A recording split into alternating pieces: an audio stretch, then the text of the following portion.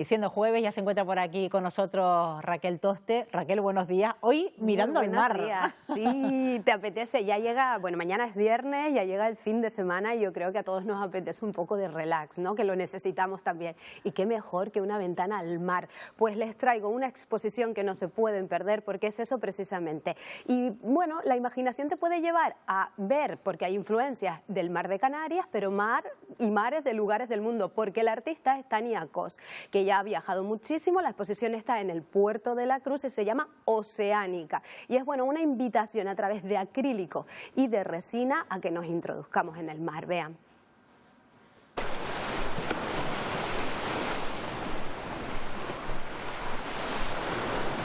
Pues yo siempre he sentido la sensación y la necesidad de querer ver, ¿no? De qué hay más allá. Y al vivir en una isla me sentía como bastante limitada.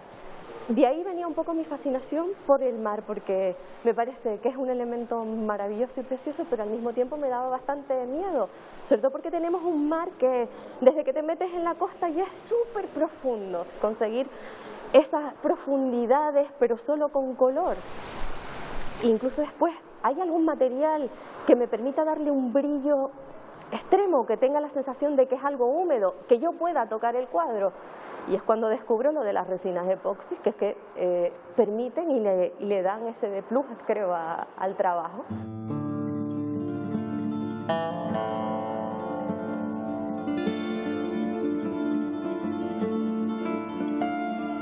Es como un diálogo que establezco yo con el cuadro. Yo cuando empiezo a pintar, el lienzo está en blanco y voy utilizando colores que he ido fabricando yo con esas distintas texturas, y sobre la marcha se van generando formas que yo voy moviendo pues con el pincel o arrastrando, no sé, y va surgiendo algo que es aleatorio pero que también es único.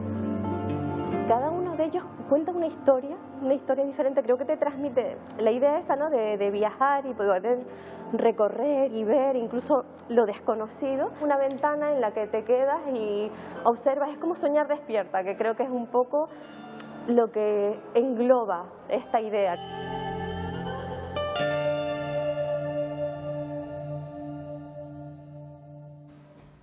Pues ya lo saben, no tengan miedo de ir y de sumergirse en estas obras de Tania Cos. Están en el Puerto de la Cruz, en el Instituto de Estudios Hispánicos y hasta el 25 de marzo. Bueno, y sumergirse aquí no es peligroso, ¿eh? No, aquí no es peligroso. De hecho, es gratificante. Es muy gratificante. Y hablando de cosas gratificantes y necesarias también, pues me he acordado de toda esta búsqueda del mar, la naturaleza, del documental.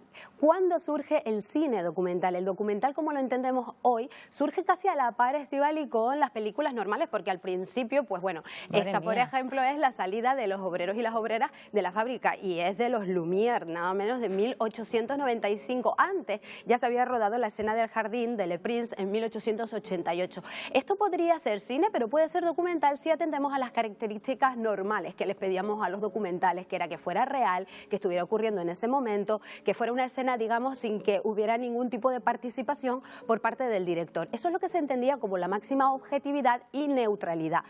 Pero conforme avanza el tiempo, bueno, eso va a tender a la ficción. Sin embargo, el primer documental de la historia se considera Nanook el Esquimal. Es de Robert Flaherty y ya este es de 1922. Hay controversia. ¿Por qué? Aquí vemos que, bueno, Flaherty va a rodar en unas escenas típicas de la vida de los esquimales, con su mujer, con su hijo, cómo trabajan, incluso la casa de la morsa. ¿Qué pasa? Que luego con el tiempo se descubrió de que había mucha representación. Es decir, para estas tomas que rueda Flaherty, pues Nanook, que es el inuit que hace de protagonista, utiliza un arpón. Realmente en esa época ya usaban el fusil. Además, por ejemplo, el iglú en el que están está roto por un lado para poder poner las cámaras. Y la mujer y el hijo pues no son su mujer y su hijo, la mujer es otra, o sea, vemos que aquí hay interpretación. Algo de actuación, ¿no? Exacto, hay actuación, hay interpretación y por supuesto no hay esa neutralidad que se le pide al documental. Sin embargo, sí es cierto que Robert Flaherty pasó mucho tiempo ahí en la bahía Hudson, años antes, en el Ártico, y rodó muchísimas tomas de cosas sí reales y sí que pasaban en ese momento, pero se quemó, hubo un incendio y todo eso se quemó, entonces él volvió y rodó esto.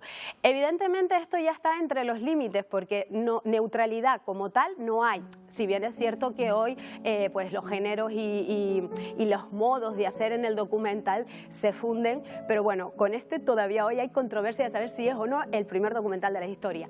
Otro, que los más puristas dicen que debe de ser el padre del documental, aquí lo tenemos. Madre mía, es qué forma de grabar, Sacha Vertov. Este sí es verdad que, vamos, él va a crear, junto con su mujer, el hermano, toda una filosofía, una corriente de arte-realidad o cine-ojo, cine-realidad. Él odiaba la ficción, decía que eso era mentira y él concebía el cine, bueno, hay todo un manifiesto en el que dice que tiene que ser objetivo. Las imágenes tienen que estar rodadas sin ninguna decoración, no pueden haber actores, tiene que ser todo lo que está pasando en ese momento sin ningún tipo de artificio. Pone la cámara y lo que ocurra. Eso sí, toda la creatividad va a estar en el montaje, porque los montajes sí es verdad que dan juego para superponer planos, para contar la historia desde otro punto de vista, pero es cierto que ahí, digamos, sí que hay esa objetividad que durante muchos años se le ha pedido a los documentales, ¿no? Bueno, ya en nuestra época, como decimos, se funden entre la representación, la mera objetividad, depende también de los géneros, porque no es lo mismo la vida a lo mejor de una familia que, pues, que ir a un documental de leones, ¿no? Por ejemplo. Pero sí que quien pone las bases de lo que hoy se concibe como el documental, por lo menos las 3 bases, va a ser Grierson, y es mirar, observar y seleccionar.